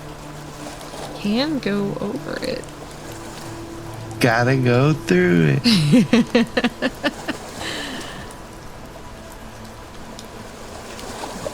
Okay, I have two ideas about how maybe to get in here. Can't hear anything from in there, so the force field is not only a warning system, although the only thing that seemed to happen was light. Didn't see what happened when you find something. It's by size. Didn't send warnings over for the tiny crab, but it did send warnings over for a human-sized something. Covers the whole thing. It's lit up top. It's deadened. I assume that the doors are probably insect-proof. except for the boat door. The boat door can't be. Gotta work with the water. Can the force field go in the water? Probably. But it wouldn't be on the door. What a wild fortress you've made. And you're still all the way up at the top. In the cages. There's more up there. There's the spires with the elevators. Top of the spires. Should have checked that out. Did not. You didn't see anything, any of the rain hitting anything at the top except the spires, if that helps. I don't know if it does. I mean, it's a cockamamie scheme, but what are we to do if not? If not? If not. If not, there's a camera over by the door. By the human door. What else is around that door, like, that I noticed when I came in, like, as the orca or, like, flying around? What else have I noticed about the door where the boat came in? Door by where the boat came in, you notice that there is the camera. There's a keypad looking thing next to the door that looks just like a buzzer, like a microphone and a buzzer to talk to somebody. Like you would have in an apartment, you know, that you buzz somebody up. Still gotta get that penthouse, even when they're fucking with Yeerk Technologies. Mm-hmm. Not too much else around that door. There's like railing near it to, like, you know, so you can not fall over. I just need to get closer. I need to get closer. I'm gonna take off again and circle around that door. I'm looking for another, like, little alcove that's closer to that door that I can hang out in. That's not by the camera. I'll say, as you kind of notice this door, it's set in like a pretty flat area in the mountainside. Sure. If there is an alcove, it is the alcove. And how far away is that from that door? Like 50-ish feet, yeah. You did see, when you were flying like above the spires, there are cameras out there, like definitely that point into the courtyard. Each light you notice has a camera on it as well. So this place is not like lacking in cameras. It's just this part only has one. All right, I'm gonna try it. I'm gonna give it one last college try. Savannah's gonna go back in that alcove. She's going to demorph from owl. And then she's gonna morph again.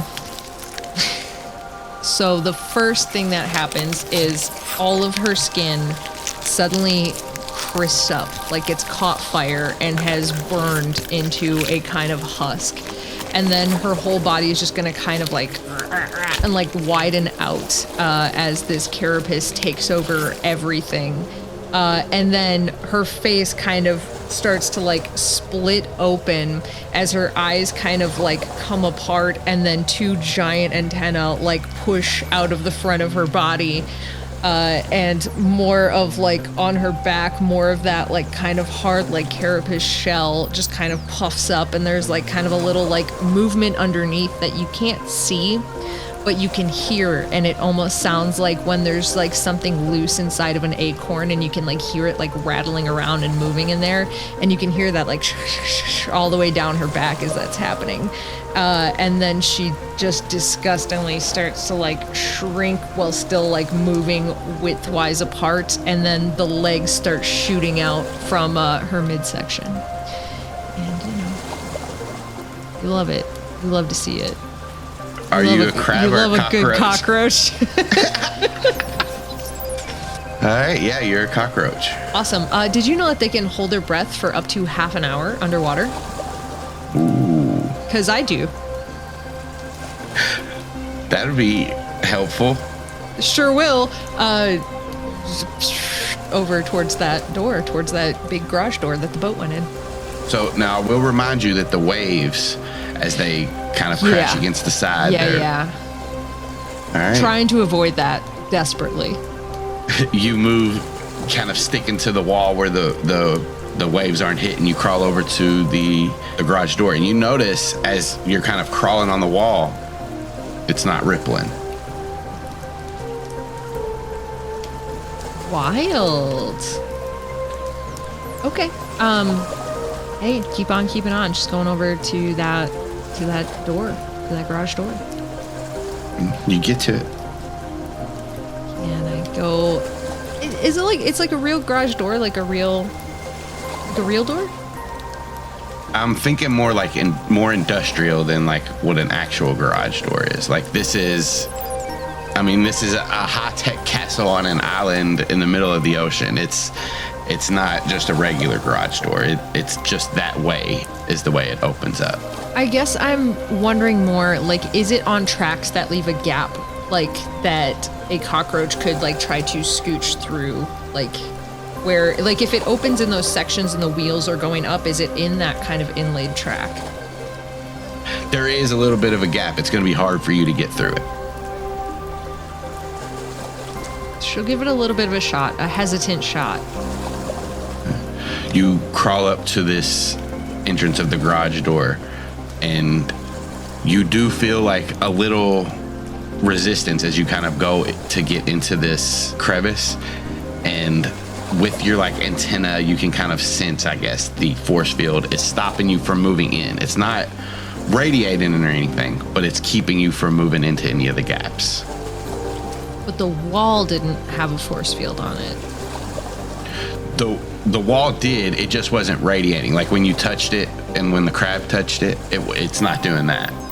But it's also not letting you pass through to get into the garage. I gotcha. It just wasn't, yeah, and which is fully what I expected, because it didn't set off for the crab. Why would it set off for cockroach? I think I just want to make a few more like checks, like around the door, like to see if there's any gaps or like weaknesses, or like if there's a little bit, like, does it look like the force field kind of like bottoms out below the water? Like it is, I'm just kind of like antennaing around. Give me an investigation check. And just to like let you know, the crab did, when it touched it, there was like a ripple that came off when the crab it was just touched. it was really like tiny though. Yes, right?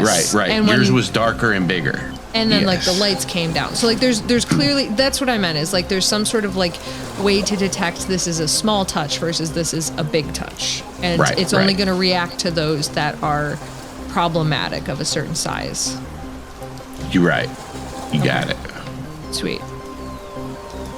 You kind of look around and are kind of trying to gauge this force field where it ends. I don't know how good cockroaches can see. Light dark more than anything else. I think it's more of the sense, like using the antenna to sense like the force field kind of a thing. How would that do? Okay, so yeah, you're kind of crawling on the wall, and I will say you feel like some vibrations as something underneath the surface of the water kind of touches the garage door, and you feel that the pulse go over. But it's the lighter one. It's the same kind that the crab had, not the kind that you had. A teeny fish? Yeah. Yep. Aw, little fish. But you can kind of deduce from that it extends below the water surface. I think where she's at now at this point is like the only way into this building is going to be through one of these doors when it opens, or through that training field up top to one of those doors. Because theoretically, those are, I mean, there's still stuff on them. There's still force field on them. They still have to be opened. Probably wouldn't be locked. What is this place? Why is this place? I should probably be more upset that my parents are probably controllers.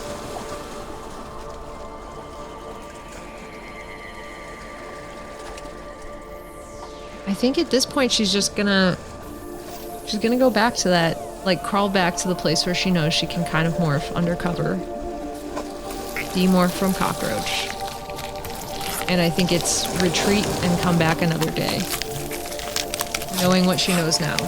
Thinking about what other ways will there be to get here. And I think she already has an idea, but she's not quite sure how to pull that off. She has an idea.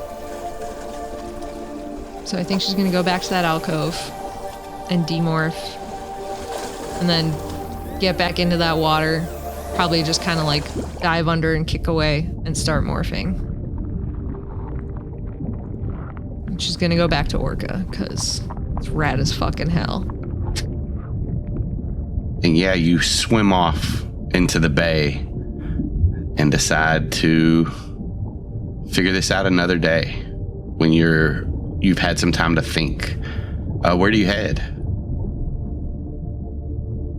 Pacific Towers, I guess. It's there. That's probably the closest place to go home. And by now, it's approaching like 9 p.m. You get back to Pacific Towers. The bell dings, and greeting you is a possum just shaking his tail back and forth, running back and forth at the entrance as you walk in.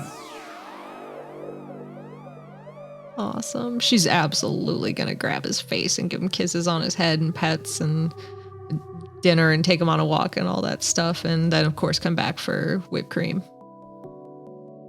All of that and, kind of getting settled in takes you about an hour.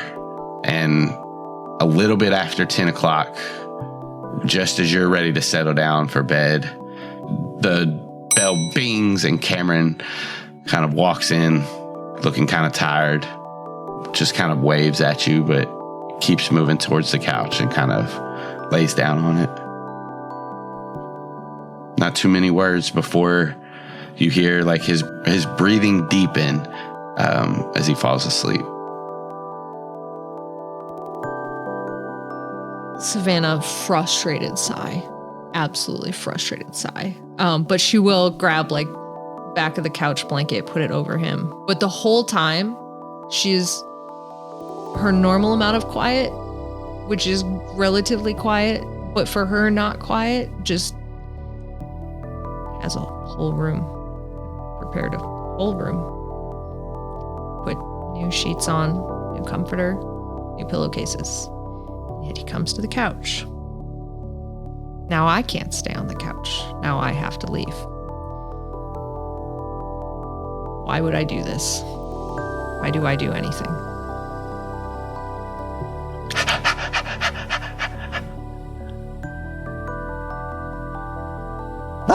And Kamren like jumps up. Savannah's just walk into her room.